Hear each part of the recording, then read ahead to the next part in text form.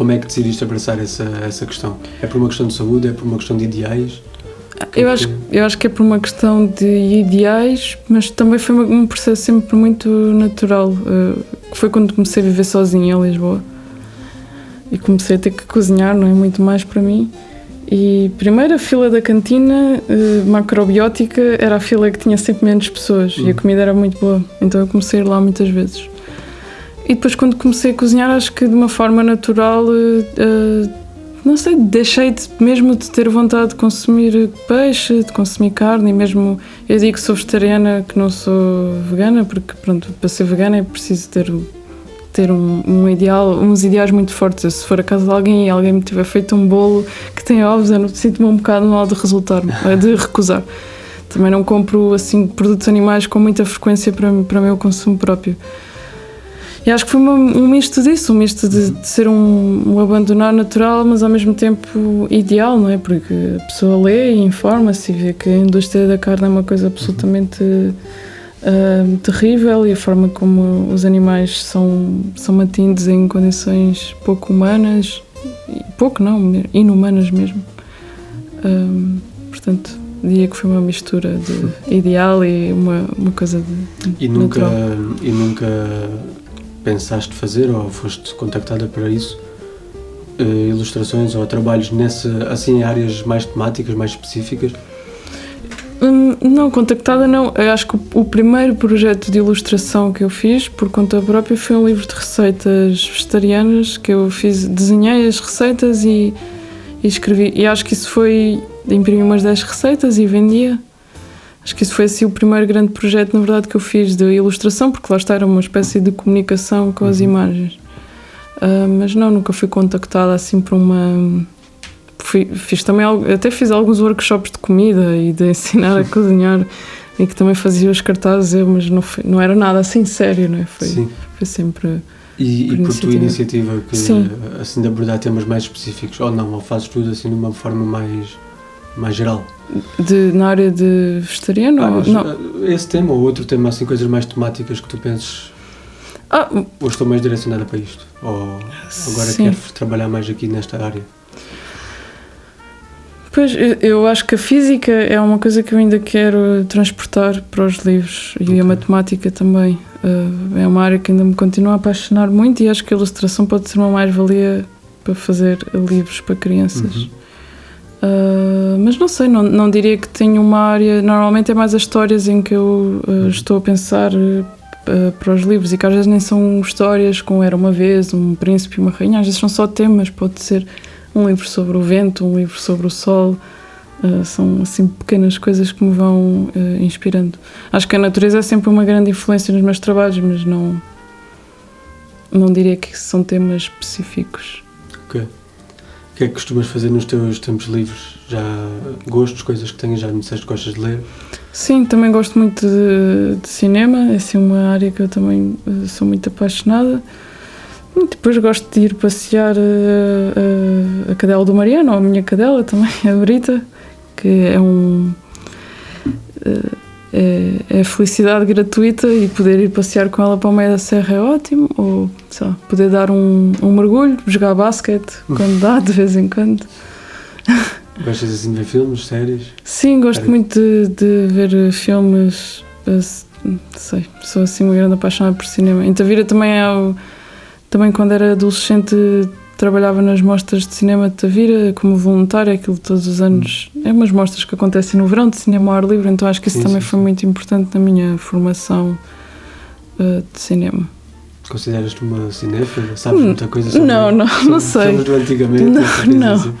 Não, mas é assim uma área que me apaixona muito, e depois também são coisas que muitas vezes, mesmo indiretamente, a pessoa acaba por transportar para os livros de ilustração, porque também é um misto de imagem com texto, com falas, com depois os planos, as coisas.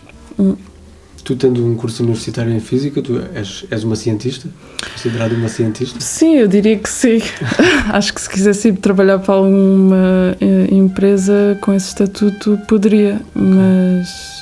Eu tenho sempre curiosidade em saber depois a saída que isso tem a área de investigação e mais, quais são as outras saídas?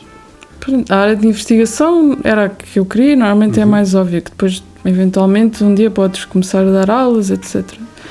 Bom, depois acabas por usar esses cursos mais gerais para, se calhar, áreas mais aplicadas, como empresas de informática ou mesmo empresas de economia. A física é uma área que é usada muito na economia porque faz modelos optimizados acho que é uma área que depois acaba por ter muitas aplicações porque é muito geral, mas eu diria que tens que sempre formar como mestre em alguma área mais específica para depois o poderes aplicar. Foi essa parte que depois acabaste por não concluir? Sim, exato. E quando vês coisas, filmes, séries, como estavas a dizer que gostas, com essa temática que fala de ciências, de coisas de física neste caso, consegues reconhecer ali erros e falhas e essas coisas assim? Há pessoal que está muito vidrado nisso. Sim, eu tento... Há filmes que são... que eu sinto que são especificamente para explicar ciência. E esses eu tento sempre, por exemplo, o Interstellar, que é um filme que, apesar de ter muita palha lá no meio, é um filme que cientificamente está perfeito. Hoje em dia não é um filme que eu adoro, mas pronto, gostei muito quando o vi. E o próprio filme teve como é que se diz? Teve uma pessoa dentro do filme, um cientista que estava... Um conselheiro, exato, é essa a palavra. Um conselheiro que era um grande cientista e, aliás, o dinheiro do filme até ajudou a fazer investigações na área. Mas eu até gosto mais de filmes que exploram a coisa de uma forma mais... que não é... Que tu estás a ver e percebes que aquilo não é para explicar nada, não é, são só visões novas e se calhar estranhas do mundo. Se calhar não é isso que eu procuro, não é uma ficção científica assim super mas também certinha. Se calhar não sei se acaba por ser prejudicial para a área quando dizem factos errados, por exemplo, ou sim, isso coisas sim. que não correspondem à verdade. Isso sim, eu diria que é mau. Mas pronto, é quando é assumidamente estão a explicar uma coisa que depois no fundo está errada, não é? Mas, por exemplo, o Odisseia do Espaço, que é um filme que é super precursor em imensas áreas e que obviamente vai ter erros porque aquilo muitas coisas são inventadas, mas é um filme que é muito precursor na área e tem muitas coisas que estão corretas. Viste a teoria do Big Bang, por exemplo, a série? Vi só episódios soltos. E achas piada? Sim, acho piada, mas... Mas dentro do contexto da física, ou achas piada porque o texto tem graça, mas... Sim, acho piada dentro do contexto da física, porque eu revejo muitas pessoas da minha área naquelas personagens. Sim. Ok, então não está muito longe da verdade. Não está nada longe. Conheceste pessoal assim? Era o Leonard e o Sheldon? Sim. Eu acho que também conheci muitas pessoas que queriam ser esquisitas e não eram. Tentavam só ser porque achavam que vinham a teoria do Big Bang. Essa é outra questão, não é? Um preconceito que pode existir, ou que o pessoal da física, os cientistas, é tudo pessoal muito nerd, muito fora da realidade, que não corresponde obviamente à verdade, não é? Acho eu. Sim. E eu até acho que é importante as pessoas serem humanas, não é? Terem inteligência emocional, porque isso também é preciso para o trabalho delas, não é? Nada é bom quando é levado ao extremo. E se tu estiveres muito focado na tua área e se calhar não tiveres abertura para outro tipo de... Depois se calhar ficas muito focado, lá está, nessa abstração que eu acabei por me afastar, mas essa coisa dos números e de... Foges um bocado do mundo real. Sim, exato. És uma mulher de família? Gostas de fazer coisas em família?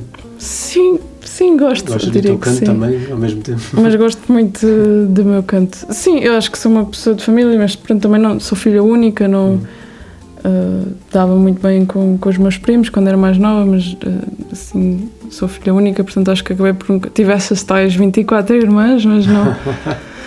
Não. Vocês eram mesmo como se fossem irmãs, entre aspas, como se fossem que fizessem parte lá das freiras e tudo isso? Não, é que não tinha mesmo freiras, tinha só uma igreja e tinha um padre que era o diretor. Nós vivíamos no anexo, mas éramos irmãs no sentido de que, pronto, cada quarto tinha 3 camas e dormíamos todas na mesma casa, com 2 pessoas ao lado a ressonar. E nessa idade não há de ser fácil, não é? Pois, é isso.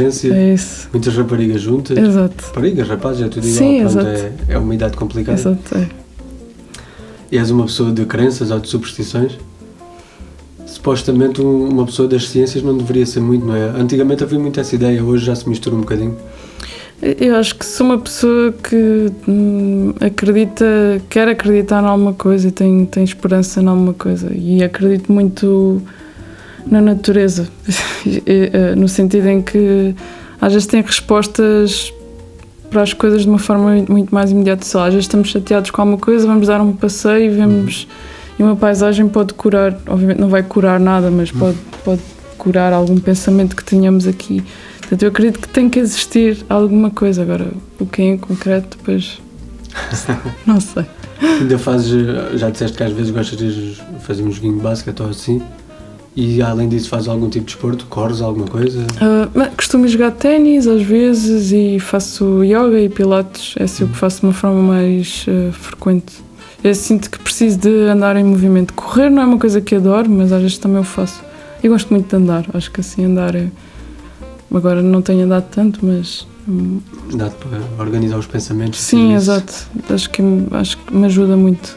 E durante, ao longo do teu dia, mesmo que não estejas minimamente a pensar em desenho e num ponto de vista de trabalho, digamos assim, mas acabas sempre por relacionar as coisas com o desenho?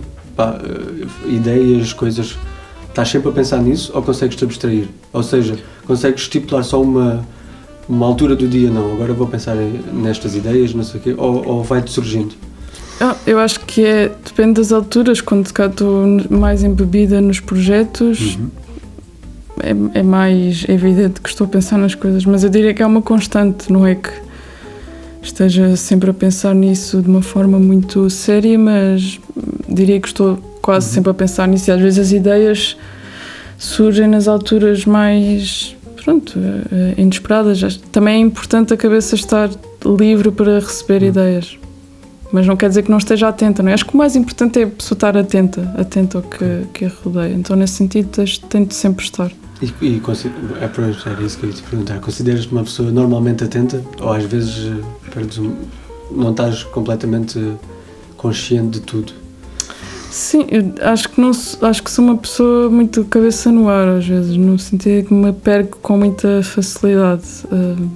Mesmo agora, se calhar falaste, começo a pensar noutra coisa e perco. Mas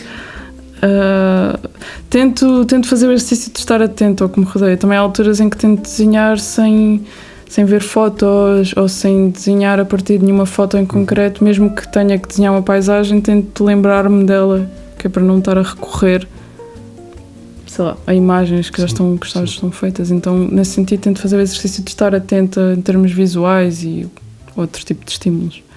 Mas acho que também sou uma pessoa que tem muita tendência para estar com a cabeça nas nuvens e se perder um bocadinho. Pode ajudar, não é? Pois, sim. Também pode ajudar. Sim. És uma pessoa com muita imaginação? Eu, por exemplo, eu não sei desenhar nada, zero, mas acho que sou uma pessoa muito mais de ver e tentar fazer igual, ou de tentar reproduzir. A imaginação é mais complicada. Pois, eu também não diria que tenha uma imaginação assim por aí além, não desenho muitas coisas fantásticas ou estranhas ou surrealistas, mas tento sempre que os desenhos sejam próximos à realidade, mas tenham assim um quê de estranho. Se calhar desenhas uma paisagem de neve e depois metes lá, sei lá, uma flor no meio, ou depois crias sempre estas coisas meio estranhas que são no fundo, se calhar, o que a pessoa agarra-se porque está a ver coisas que reconhece, mas ao mesmo tempo fica, espera lá, o que é que está aqui a acontecer? E o que é que, quando entraste aqui e viste este cenário minimalista, pensaste em alguma coisa que podias desenhar? Alguma ideia isto que era podia bom, dar? podia-se fazer aqui um mural ou uma coisa, ou costurar. Costurar com uma agulha e fazer uns desenhos com as costuras. Olha, é uma boa ideia. Podes fazer qualquer coisa e a gente depois Isso era giro, aqui. isso era super giro. Tens, ou que já fizeste, ou gostavas de fazer viagens de sonho? Eu diria que assim a minha viagem de sonho neste momento era ir ao México. Acho que adorava ir porque tem umas cores e um estilo de vida que... Pronto, e tenho lido muitos autores mexicanos e da Latinoamérica ultimamente, então acho que me impele a ir lá. Sem influências do teu namorado ou nem por isso? Sim, eu diria que sim. Pronto, o meu namorado é argentino, apesar de ele já estar a viver cá em Portugal há muito tempo. E como está na área da escrita, ele acaba sempre por me recomendar autores. E eu ultimamente tenho lido muitos autores do sul da América e do México. E pronto, acho que era assim uma grande viagem de sonho que eu teria para fazer. Consegues ver muita diferença em relação à proveniência dos autores, no conteúdo dos trabalhos, dos textos, dos livros? Sim, eu o que sinto, por exemplo, dos autores argentinos é que são muito, muito apaixonados por tudo, assim, muito intensos em tudo, e que se calhar é uma coisa que difere aqui nos autores em Portugal, que tem há uma herança mais séria e mais não é bem séria, mas mais triste, mais acanhada, e que se calhar não é assim. Obviamente não é regra geral, mas sim. Portanto, e outra coisa que também tenho tentado fazer ultimamente é ler muitas mulheres, porque é uma coisa que inevitavelmente, por uma razão ou por outra, se calhar a pessoa... Não sei, eu lembro-me, por exemplo, do primeiro livro que eu li de uma mulher, que foi a Clarice Lispector, que é uma autora brasileira. E obviamente não é que haja uma escrita feminina nem uma escrita masculina, não é isso, mas eu li aquilo e percebi, uau, eu nunca tinha lido mulheres, até agora se calhar tinha lido outros autores. Pronto, então tenho feito assim uma escolha mais consciente para ler mulheres, não sei. Porque de alguma maneira sinto-me, não é que me sinta mais identificada por ser uma escrita feminina, mas que se calhar as coisas de que falam a cultura, de que estão embebidos, as lutas, se calhar, vão ser parecidas, não sei. Isso foi uma coisa que tu no teu trabalho nunca fizeste diferenciação? Uma coisa mais virada para feminino, para masculino? Não, eu não acho que haja... E mesmo nesta coisa da escrita, não acho que haja uma escrita... Tento pensar que não há uma escrita feminina e masculina. Acho que é mais... Fala-se de uma Maria Isabel Barreno, que foi uma das 3 Marias que escreveu aquela carta, Novas Cartas Portuguesas, na altura do 25 de Abril, que era para apelar ao voto das mulheres, etc.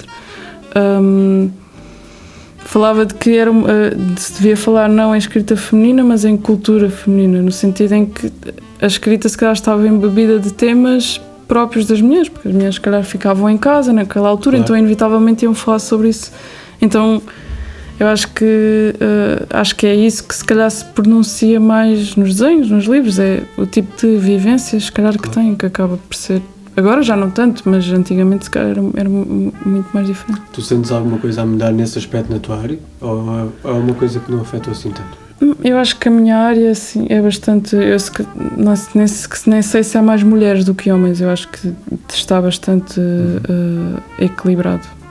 Mas em termos das obras em si que vão surgindo, consegues ver diferenças de há uns 10 anos? Não sei, pronto, tu estudaste, deves ter visto... Sim. Obras antigas, da década passada, dos anos 90? Sim, é que a questão é que a ilustração também é uma coisa relativamente recente, porque há muitas pessoas que têm esta questão, e mesmo eu tenho esta questão, não há bem uma divisão entre ilustração e pintura, não é? Que a ilustração, teoricamente, tem que comunicar uma coisa mais direta que a pintura pode ser só uma paisagem, uma coisa mais contemplativa, não tem que passar uma mensagem. Mas eu também acredito que a ilustração não tem que passar uma mensagem para além. Às vezes é só um desenho. Já me perdi do que é que ia dizer. Das diferenças do passado. Então, sim, a ilustração é uma coisa relativamente recente, porque se calhar só há pouco tempo, relativamente, quando digo pouco tempo, é se calhar nos anos 80, 90, o que seja, que se começou a pensar em fazer desenhos para livros e mesmo não havia muitos o que se possa chamar ilustradores, não era uma área, se calhar era um caminho natural que os pintores começaram a fazer para ganhar algum dinheiro, fazer desenhos para crianças. Mas sim, nota-se muitas diferenças e eu acho que Portugal é um país que, apesar de ser pequenino, está otimamente bem no mercado de ilustração. Existem várias editoras muito boas e que foram muito precursoras do movimento de ilustração aqui em Portugal.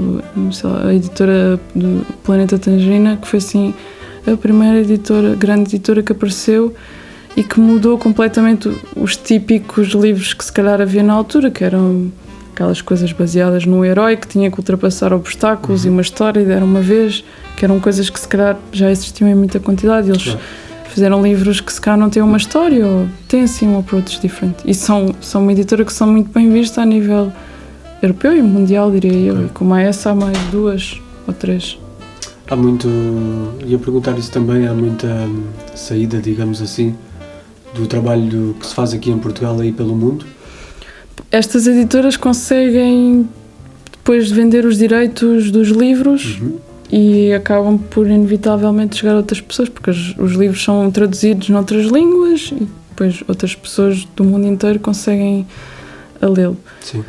E depois, pronto, há as imagens também, não é? Há autores que se calhar publicam em revistas nos Estados Unidos, como a New York Times ou a New Yorker, e a imagem, pronto, como eu já disse, é uma coisa que à partida é universal, não é? Claro. Qualquer pessoa, nesse sentido, se calhar é mais fácil chegar aos outros do que com a escrita só, porque a escrita pressupõe sempre que seja traduzida para qualquer língua, enquanto uma imagem... Já chegaste a ver em sites, por exemplo, como falaste ainda há pouco, Taiwan e tudo isso? Sites assim de países completamente estranhos, o teu nome lá e as tuas obras lá? A minha mãe é que às vezes tem a mania de googlar o meu nome. E assim de vez em quando mostra-me coisas, eu não costumo estar muito atenta, mas sim, às vezes aparecem em sites de pessoas que viram. Lembro-me agora de um site há pouco tempo, não me lembro de que país é que era, mas acho que até era dos Estados Unidos, não sei, que tinha trabalhos meus meio que divulgados e dizia que gostava muito, era um blog assim. Pronto, eu nunca estou, como eu digo, nunca estou bem à espera, então é sempre meio estranho. Mas por um lado é estranho, por outro lado acredito que seja um grande motivo de orgulho, não é? Sim. De repente estás num site, sei lá, tailandês ou japonês, exato. E de repente estão lá outros autores e está lá o trabalho teu, um desenho que tu fizeste no teu quarto, ou no teu escritório, ou no teu estúdio. Sim. Acredito que seja uma sensação muito Sim, boa. é ótima, claro. Outra coisa, agora por falar nisso, é comum ser escritor e ilustrador? É comum fazer as duas coisas? É que eu achava que havia uma separação.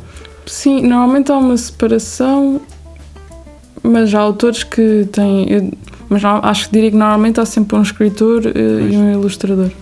Até porque se calhar muitos escritores também não têm assim tanto jeito para desenhar quanto isso, ou ao contrário. Ou ao contrário, também. Sim. Acho que tem as suas mais-valias e o que acontece quando é um escritor diferente de um ilustrador é que se calhar o escritor tem uma determinada visão e depois o ilustrador já vai fazer uma reinterpretação do que o escritor escreveu. Eu, por exemplo, quando estou a escrever também já estou a imaginar mais ou menos o que é que vou desenhar. Portanto, eu também não quero sempre escrever os meus livros, espero um dia também poder ilustrar livros escritos por outras pessoas, porque acho que é sempre bom poder trabalhar em conjunto, porque esta área acaba sempre por ser um bocado solitária às vezes. Como é que funciona esse processo? És tu que acabarás por contactar alguém ou alguém contacta-te? Sim, pronto, neste momento, como também ainda estou a começar, é acabar o livro e depois enviar uma proposta para a editora e esperar que a editora aceite publicar o livro. Ok, e às vezes já podias haver conversações nesse sentido, já podia haver... Sim, pronto, houve um livro que era para ser publicado, mas que eu acabei por desistir porque já tinha passado algum tempo e eu já não gostava propriamente do livro e sentia que não havia pressa, então acabei por desistir. Mas pronto, este projeto agora europeu também, agora quando entregarmos o final do livro, a ideia é também irmos à Feira do Livro de Frankfurt, que é a Feira do Livro equivalente à Feira de Bolonha, mas para livros, livros no geral. E a ideia também é ver eles também trabalharem em conjunto connosco para ver a divulgação do nosso projeto, a outras editoras, portanto temos sempre o nome do projeto por trás, isso vai ser bom também para poder divulgar o trabalho. És uma pessoa de luxo ou gostavas de ter? Que luxo é que gostavas de ter, digamos assim? Se pudesses, se tivesses a oportunidade. Eu acho que nossa amiga dizer que Phuket. Sim, eu diria que gostava de poder ir a uma livraria e poder comprar os livros que eu quisesse, sentar a pensar no dinheiro que estaria a gastar. Ou materiais de pintura para poder experimentar novos, não que seja necessariamente uma qualidade maluca, mas poder experimentar materiais diferentes. Não me digas que ainda não chegaste a esse patamar. Não, mas a pessoa tem sempre... Depois eu tenho um vício de comprar livros e também não acho que seja bom, porque depois começam a ficar na prateleira e começam a olhar para ti tipo, não me leste ainda. Tens muitos que não leste ainda? Tenho alguns, mas é que às vezes vou por fases, porque às vezes estou a pensar, quero mesmo ler isto agora, e depois às vezes calhar leio um capítulo e era mesmo aquilo que precisava de ler e depois preciso de passar para outro. Não sei, vou assim, nunca consigo também ler só um livro ao mesmo tempo, então depois acaba por ser sempre uma dispersão muito grande. Por acaso isso aí, se começo tenho que ler aquele só até ao fim. Pois, eu ando a saltitar, tento sempre acabá-los, normalmente acabo-os, mas acabo sempre por ler vários ao mesmo tempo, que às vezes não ajuda. E pronto, o nosso amigo Cat já deu o toque. Também já estávamos no fim, eu estava aqui na última pergunta. Perguntava-te só, normalmente deixo sempre esta pergunta para o fim, é sempre a mesma. Se, sabendo hoje o que sabes, também ainda és nova, ainda tens muito por viver e por passar, mas se mudavas alguma coisa no teu percurso até aqui, ou se fazias tudo igual, se tivesse essa oportunidade? Eu acho que fazia tudo igual, não acho que mudasse nada. Acho que as coisas boas e as coisas más acontecem, pronto, só que aceitá-las, todas foram importantes. Não estaria aqui, claro, neste momento se não tivesse passado por todas essas coisas. Ok. Olha, Inês, muito obrigado. Obrigada eu. Por teres aceito o convite. Obrigado. Obrigado. Acho que o Tiago tem alguma coisa para dizer ao pessoal. Exatamente, mais uma vez agradecer ao nosso patrono, neste caso Margem Criativa. Não se esqueçam de visitar o website www.margemcreativa.com, redes sociais, Facebook e Instagram, e consiste num conjunto de profissionais freelancer com experiência nas áreas de web design, comunicação e marketing digital. Portanto, pessoal, hoje mais que nunca isto dos computadores, telemóveis, etc., muito importante, portanto não deixem de visitar estes nossos patronos. Muito obrigado. Obrigado, Inês. Obrigado. E vá, pessoal, até à próxima. Muito obrigado. Muito obrigado, pessoal, até à próxima. Não se esqueçam de nos seguir. Exatamente. Já YouTube, gente, não é? YouTube, Facebook, Instagram, Conversas do Ventino. O Patreon, se quiserem também apoiar por Exato. Lá. Se quiserem, não, patrocínio. Não se esqueçam de nos seguir, partilhar os nossos vídeos, deixar o like e deixar um comentário e tudo aquilo que possa dar visibilidade ao nosso trabalho. Muito obrigado e até à próxima. E procurar os trabalhos da Inês. Já agora, onde é que tens presença nas redes sociais, se as pessoas quiserem encontrar? É Inês Viegas Oliveira no Instagram. Depois também tenho um site que é ivooliveira.com e tenho lá uma loja também com alguns trabalhos e impressões. Portanto, a gente também pode pôr aqui nos rodapés, né, Tiago? Exatamente. E na descrição do vídeo, onde vai estar também a Margem Criativa e o teu trabalho, Inês. Obrigada. Então, pronto, obrigado, Inês. Obrigado. Até à próxima, pessoal. Até à próxima. Obrigado, pessoal.